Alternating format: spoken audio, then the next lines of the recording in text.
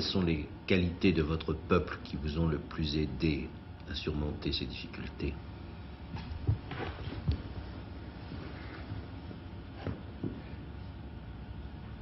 Je trouve que elles sont tellement nombreuses qu'il me serait difficile de les résumer en quelques mots, mais j'essaierai de vous brosser un petit tableau. C'est un peuple très ancien. Nous allons bientôt célébrer le 2500e anniversaire de la monarchie. Donc vous pouvez vous figurer que le peuple est encore plus ancien. Nous avons cette maturité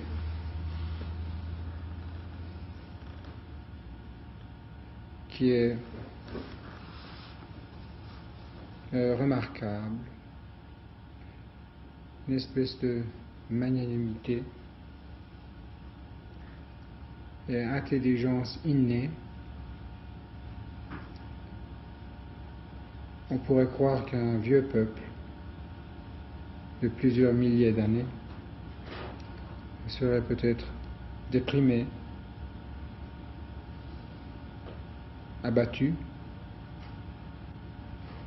mais heureusement, ce n'est pas du tout le cas. Lorsque nous avons décidé de reprendre la province de l'Azerbaïdjan,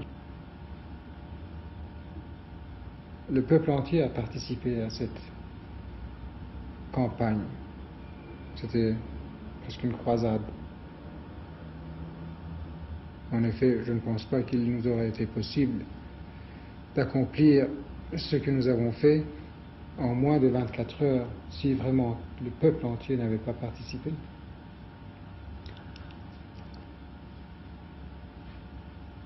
Et encore, au mois d'août 1953, lorsque, presque à la même heure, dans tout le pays, le peuple s'est levé dans une révolution nationale pour sauver le pays d'une situation extrêmement dangereuse. Le peuple là, c'était même les femmes et les enfants. Oui, même des femmes voilées qui allaient au-devant des mitrailleuses, sans peur. Je ne pense pas que les enfants ou les vieilles femmes voilées auraient pu être intéressés par autre chose que par un pur sentiment national. On comprend qu'à ce peuple, Majesté, vous pensiez sacrifier votre vie. C'est le cas. J'avais des devoirs en tant que souverain, un roi, envers mon pays, mon peuple. J'avais juré de sauvegarder la Constitution. Mais après cela, comme je l'ai d'ailleurs dit à mon peuple, il est normal que si eux sont prêts à sacrifier leur vie pour moi, que je fasse au moins la même chose pour eux. Majesté, vous l'avez fait notamment en sacrifiant votre vie personnelle à la raison d'État. Et vous savez que les Français ont, comme tant d'autres peuples, été bouleversés à l'annonce de votre divorce avec l'impératrice Soraya. Est-ce que c'est la raison d'État qui vous a amené à prendre cette décision et qui aujourd'hui encore dicterait les décisions que vous auriez à prendre dans ce domaine? Certainement.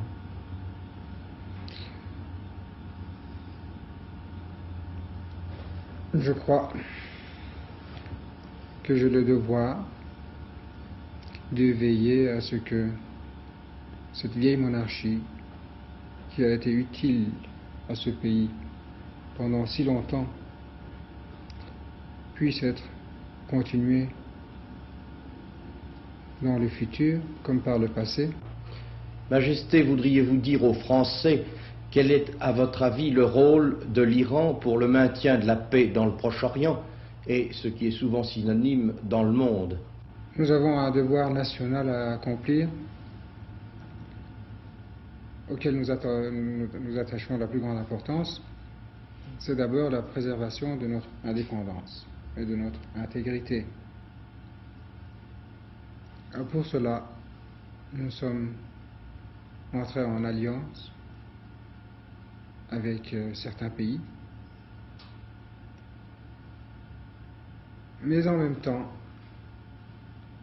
nous voulons vivre en paix et en amitié, en collaboration avec nos grands voisins du Nord, avec lesquels nous avons 2500 km de frontières. Donc, pour nous, il est impératif de préserver la paix dans cette partie du monde. Majesté, on a beaucoup parlé de votre mysticisme. A-t-il souvent déterminé vos décisions? Je pense que je serais obligé d'avouer que j'ai toujours été influencé, inspiré par cette force qui me dirige. Peut-être que je ne sens pas d'une façon très effective, mais que je sens qui est là. La seule façon dont je peux traduire les miracles qui se sont produits pendant mes 17 ans de règne et qui m'ont sauvé moi-même et mon pays, et c'est pas uniquement en croyant qu'il doit y avoir une force protectrice, quelque chose qui peut-être nous guide et qui nous fait choisir le bon chemin. Cela a été le cas jusqu'à présent, puisque vous nous voyez vous parler avec beaucoup d'espoir dans l'avenir. Ce que j'espère, c'est que ça puisse se continuer dans l'avenir aussi.